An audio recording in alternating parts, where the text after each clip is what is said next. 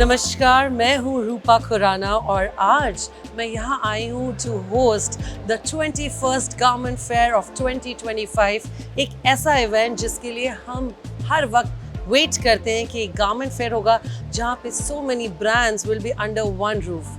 But ये है किसका, कौन है इसके पीछे?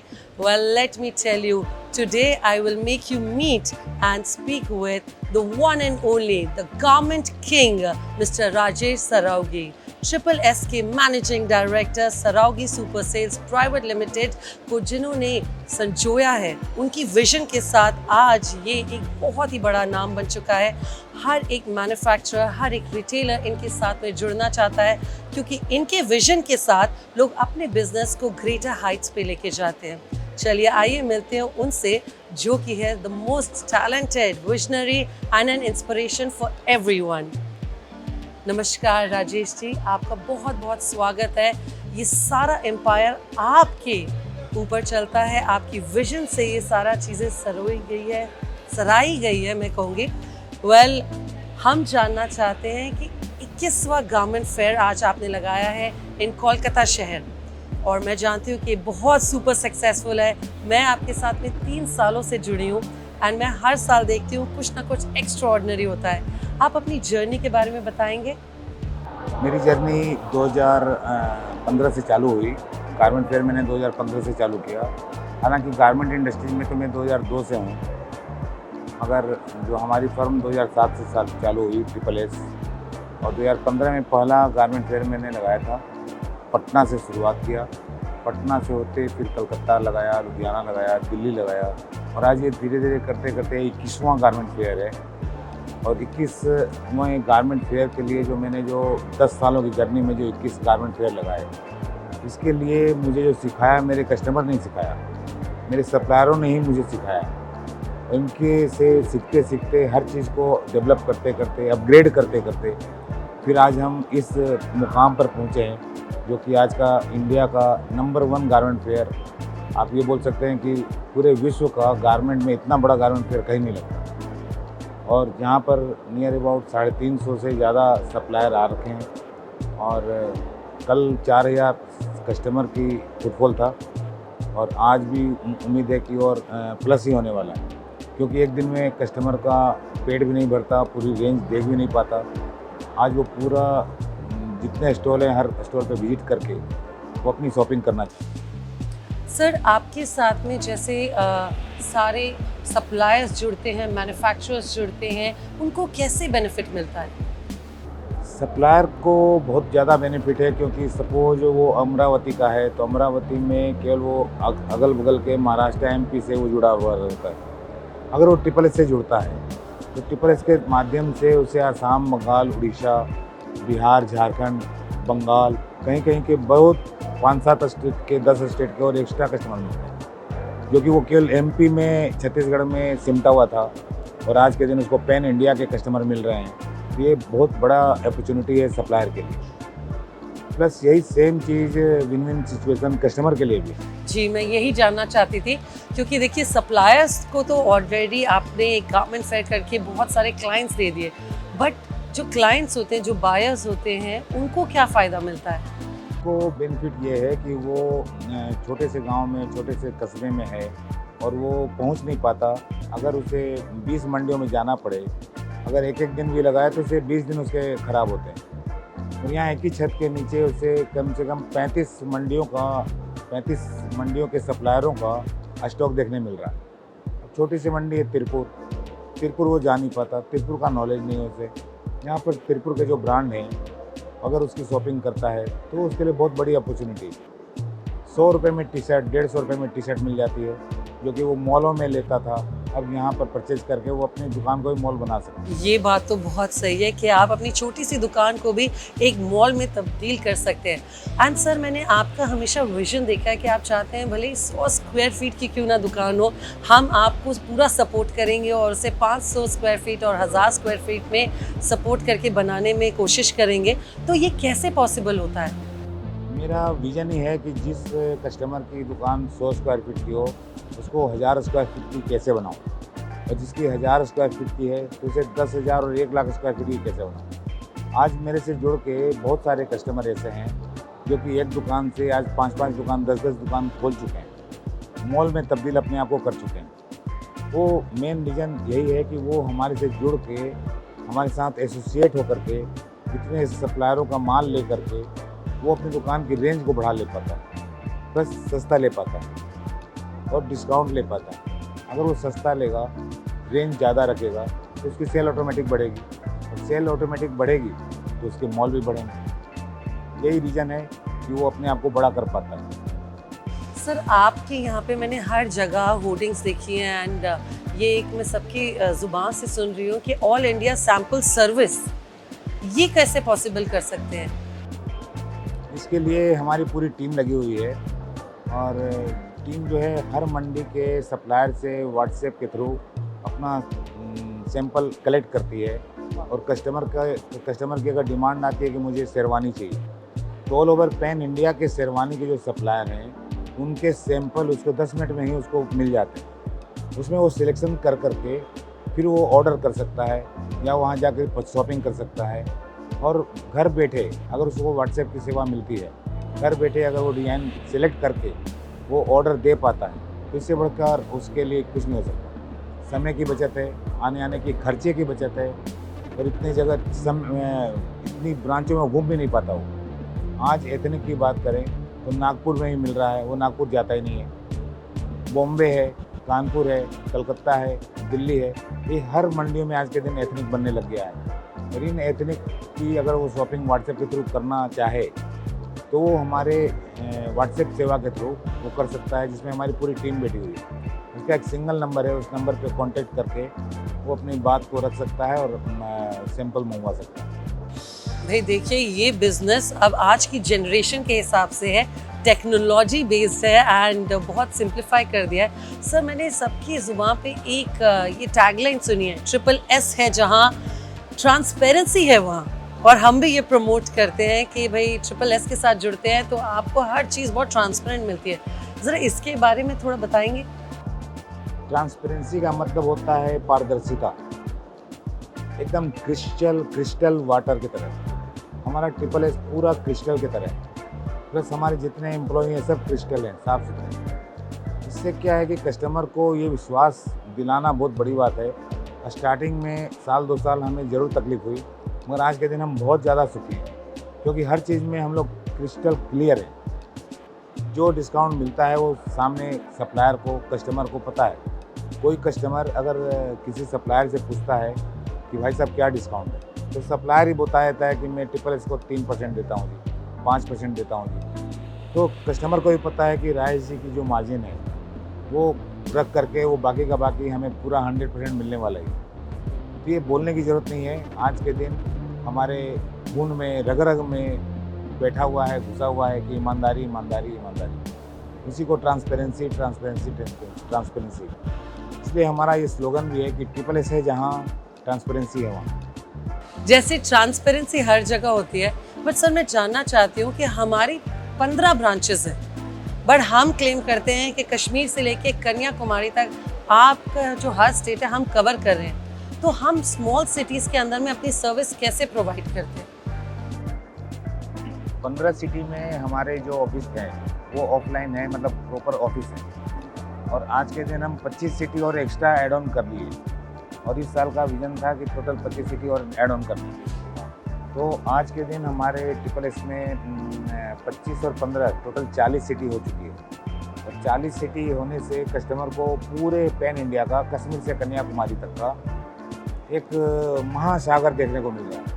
ये कुंभ नहीं है, महाकुंभ है, क्योंकि मोदी जी ने महाकुंभ लगाया वहाँ पर इलाहाबाद में, और उसी तरह मैंने महाकुंभ यहाँ पर कलकत्ता में लगाया है, जो कि यहाँ पर 40 सिटी के सैंपल देखने मिल रहा है।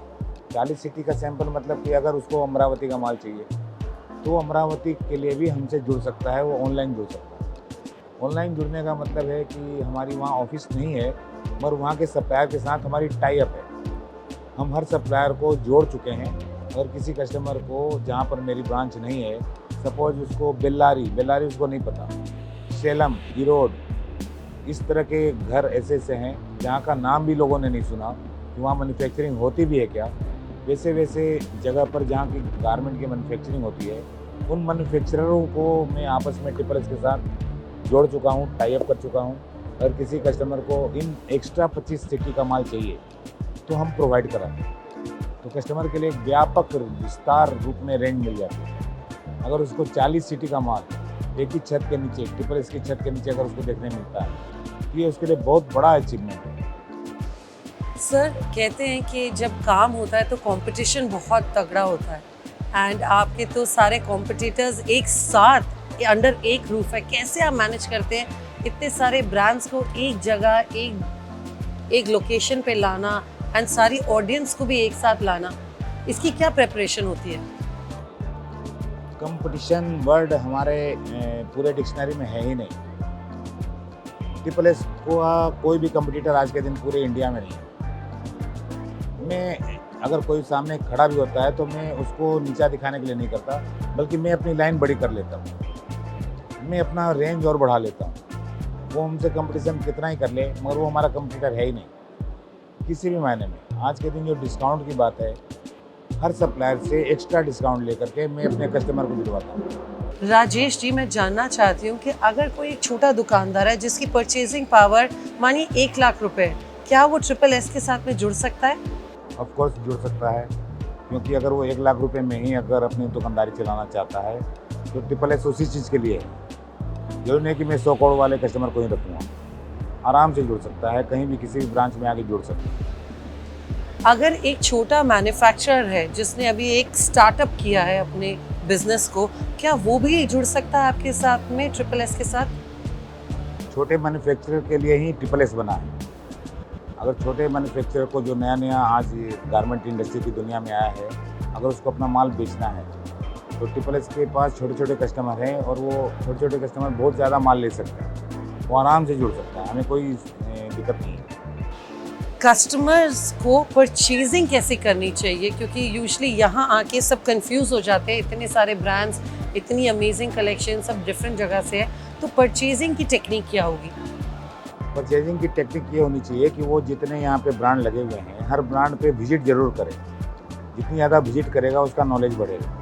बेशक वो केवल मेंस वेयर बेचता है, मगर कल के दिन उसके बच्चे भी होंगे तो किड्स वेयर भी चाहिए उसको, उसकी वाइफ है तो मेंस वेयर, लेडीज़ वेयर भी चाहिए। तो आज के दिन देखा हुआ रहेगा कि किस कंपनी का कौन सा आइटम ज़्यादा अच्छा है। वो अगर नॉलेज में रहेगा तभी तो वो परचेज कर पाएगा।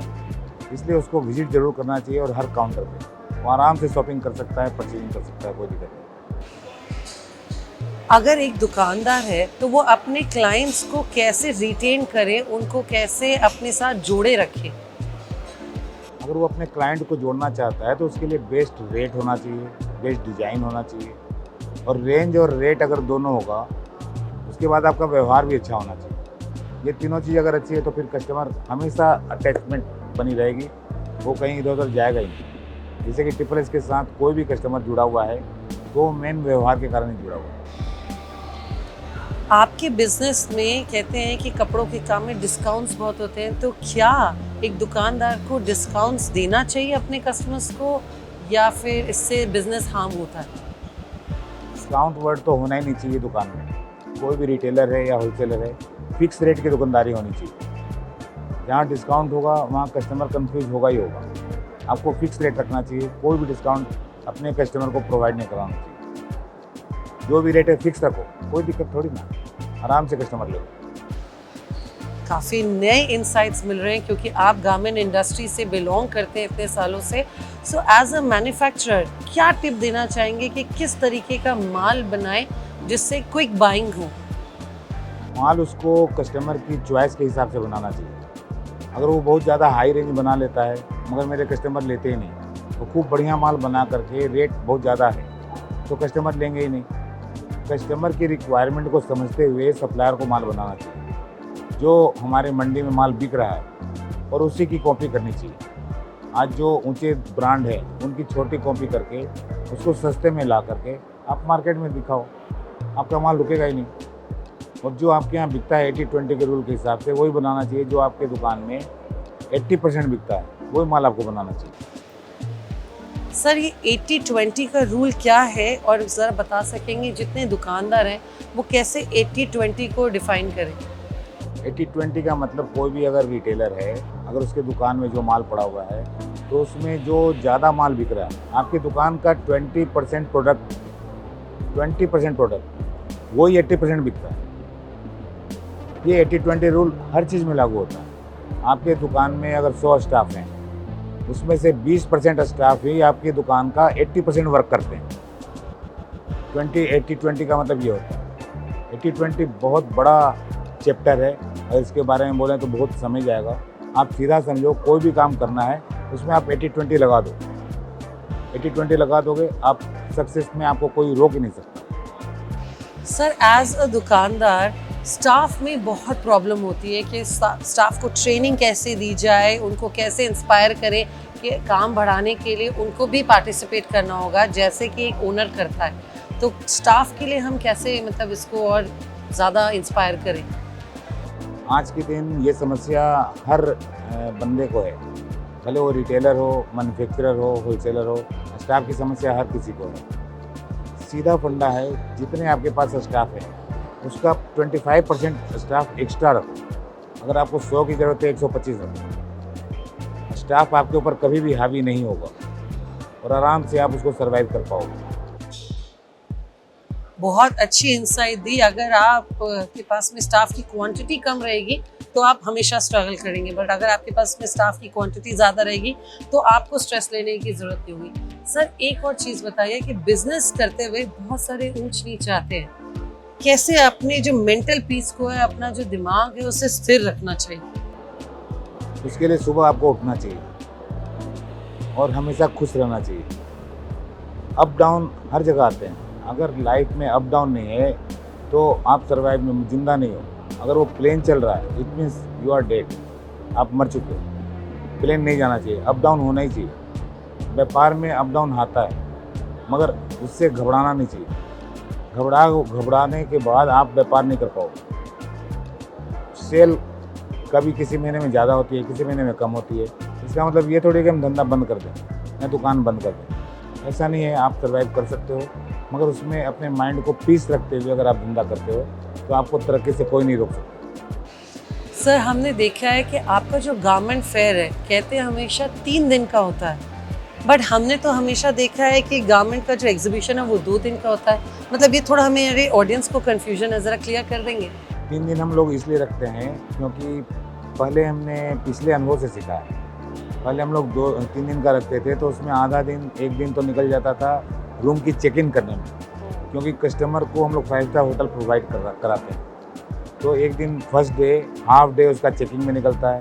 इसलिए मैंने उसमें एड ऑन मोटिवेशनल स्पीकिंग का रख लिया कि मोटिवेटर आता है, उसे कुछ अपने व्यापार को तरक्की करने के लिए, अपने खुद को आगे बढ़ाने के लिए उसकी मोटिवेशनल स्पीकिंग रखते हैं फर्स्ट डे। और 2 दिन का गारमेंट फेयर होता है। बहुत ही थॉटफुल है। मुझे लग रहा है ये डेफिनेटली 21 गारमेंट फेयर करके जो एक्सपीरियंस सर ने गैदर किया है उसको इम्प्लाई किया है कि पहले दिन जो है वो मोटिवेशन होता है, कैसे अपने बिजनेस में स्थिर रहें, उसे और ज़्यादा इंस्पायर करें, एंड 2 दिन का गारमेंट फेयर।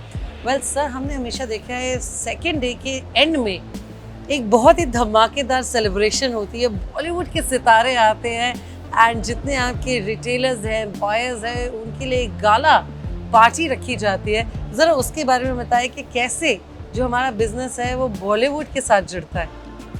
एक्चुअली ये सेकेंड डे नहीं होता, थर्ड डे होता है। और वो 2 दिन जो है व्यापारी घूम घूम के परचेजिंग कर कर के उसका माइंड स्ट्रेस हो जाता है, थक जाता है। तो उसकी थकान दूर करने के लिए उसे कुछ इंटरटेनमेंट चाहिए, संगीत चाहिए। इसलिए हम लोग रात में बॉलीवुड नाइट का प्रोग्राम रखते हैं जिसमें अलग अलग सेलिब्रिटी को बुलाते हैं ताकि उसका माइंड और फ्री हो जाए और वो शॉपिंग करने में और आगे जो परचेजिंग करके गया है उसको ढंग से बेच पाए। जब वो मन से खुश रहेगा तो अपने व्यापार में और खुशी के हिसाब से माल बेच पाएगा। राजेश जी, मैंने गारमेंट फेयर में हर एक स्टॉल चेकआउट किया, बट एक स्टॉल जिसने मुझे बहुत ज़्यादा अट्रैक्ट किया वो था पगड़ी वाला। नाम बहुत यूनिक है, कलेक्शन बहुत डिफरेंट है एंड सबसे ज़्यादा भीड़ मुझे लगता है पगड़ी वाले के स्टॉल में है। तो आप ज़रा बताना चाहेंगे कि कैसे ये एसोसिएशन हुआ? एक्चुअली पगड़ी वाले से मेरा जो इंटरेक्शन हुआ है वो पिछले 2 महीने पहले ही हुआ है। और एकाएक मुझे लगा कि वाकई इस बंदे में जान है और इसके प्रोडक्ट में जान है, इसके रेट में जान है। क्योंकि पिछले कई सालों में, पिछले 4-5 सालों में, कई नहीं 4-5 सालों में आज के दिन एथनिक की बहुत ज़्यादा डिमांड बढ़ गई है। शादी विवाह में हर कोई पगड़ी लगाता है। पहले दूल्हा लगाता था और आज दूल्हा के साथ साथ जो बाराती हैं सबको साफे चाहिए, सबको पगड़ी चाहिए। आज पहले एक शादी में एक पगड़ी बिकती थी और आज के दिन एक शादी में कम से कम 150 पगड़ी बिकती है। लड़की वाले अलग, लड़के वाले अलग, दोनों मिल करके कम से कम 200 पगड़ियाँ एक शादी में बिकती है। और आप सोच सकते हो लाखों शादियाँ होती हैं और रेट इनके इतने रिजनेबल है कि ये ऑलरेडी मैन्युफैक्चरर है और ऑल ओवर इंडिया में सप्लाई होती है।